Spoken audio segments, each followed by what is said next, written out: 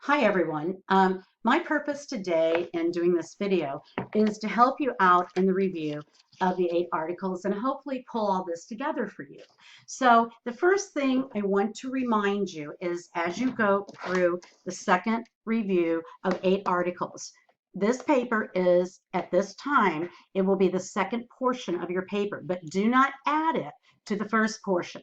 The second 8 articles should be individual articles in a paper, not added to the first one. I hope that makes sense.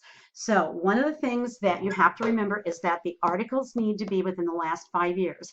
And the reason for this is that nursing and science and everything is changing so rapidly that unless an article is considered a landmark article, the ones in the last 5 years are the ones that are pertinent to practice. When you look at a textbook, the reason we ask you to get journal articles and not textbooks is that textbooks half the time are outdated by the time they're printed.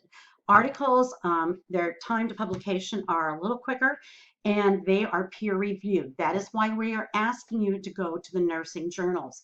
I know some of you have a lot of medical articles in this, but remember that as interesting as those concepts are, and they are interesting, this is a nursing class and you're looking at nursing evidence. So use articles that are from the United States. And the reason we ask you that is because standards and things in other countries are typically different.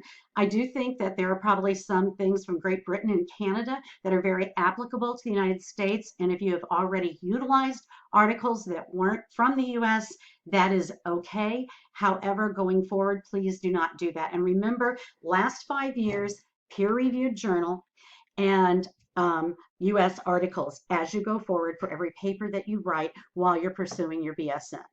The other thing that I wanted to talk about is I mentioned the age of the article. If an article is over 5 years and it shows up time, let's say you have an article from 2002 and it's on the nursing shortage, and every article you look at refers back to that. That's when we would say that is a landmark study.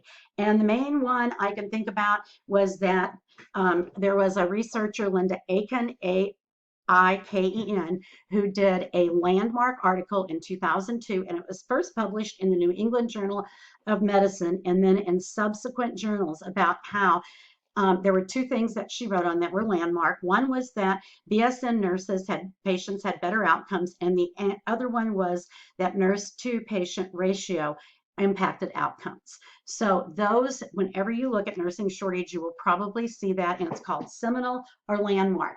Then and only then can you use it. And this early in your research career, you're probably not going to.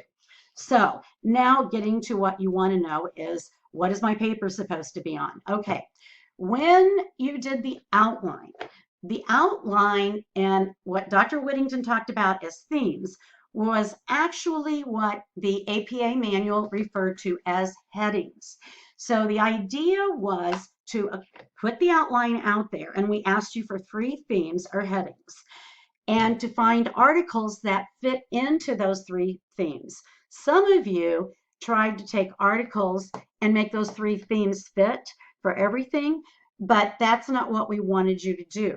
The idea is you've done an outline, and let's say I'm going to show you from a student I had. Now this is much longer than what you're going to do, but this is about prolonged wait times and delays in timely receipt of chemotherapy. This is a very good paper that she did. And if you look, she starts here and she has her title up there.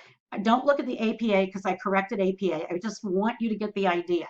I'm not giving you her corrected copy. So if you look at this, she has a nice introduction, and then she talks about this, which they're required to do. But let's say your topic is the nursing shortage. That's what would go right here. And you would have a segue into the nursing shortage, and maybe you would mention in there a few statistics about it. Then you come down to your first theme, the first item on your outline, the first heading, whatever you want to call it, they are all the same. For this literature review, it's the difference between prolonged wait times and harmful delays. And here she talks, if you look, this is a second level heading.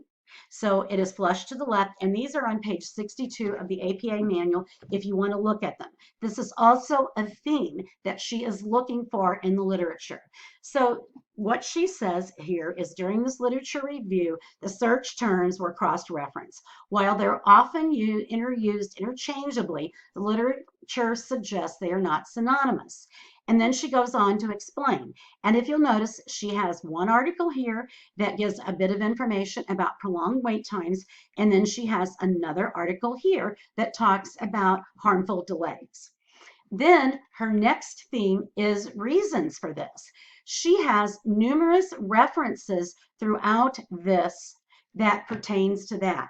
So if you're looking at the nursing shortage, you may want to look at articles that fit possible reasons. And you may look at your 8 articles and 4 of them fit into possible reasons. You would summarize the main finding of that literature and put it in that section of your outline. She then comes down here, and I showed you this, and her next theme is quality of life experiences. And this is an advanced paper because this is the last course in your BSN, but you'll see she has numerous authors that kind of talk about the same concept. I don't expect that of you. What I expect of you is that you will take your articles and fit them to your outline that you did for week 1, and that your next review of 8 articles will have these headings right here, these like quality of life experiences, etc. And your articles will fit under there, not the other way around. So I hope this helps a little bit. You need about 5 sentences per article, or maybe a paragraph per article, and that should fit into the theme or the outline. It's not a table. Don't list the article here. What you want to do is make sure you use authors, not titles of the books, and not titles of the journal. Authors and years only in the body of the paper. That's what it's called, the citation. And then instead of including the article in the body of the paper, because that is never APA, this is what a reference list looks like. You give your authors, you give your title, you give your journal, you give the volume, you give the pages, and the DOI number if you do or don't have it. So I apologize, I was a little dry here. Remember, websites are not peer-reviewed. This is a nursing journal review of articles, and peer review is the ultimate. Once you write an article and it's reviewed by your peers who are also accepted scholars in nursing, that gives it credibility. Peer review is the hallmark of good research. That's why we tell you over and over, peer reviewed, peer reviewed, peer reviewed. It tells you this is acceptable by people that do the same thing that I do. So if you're writing for an oncology journal, if you'll look in the beginning of that journal, you're going to see the people that review, that are on the peer review board.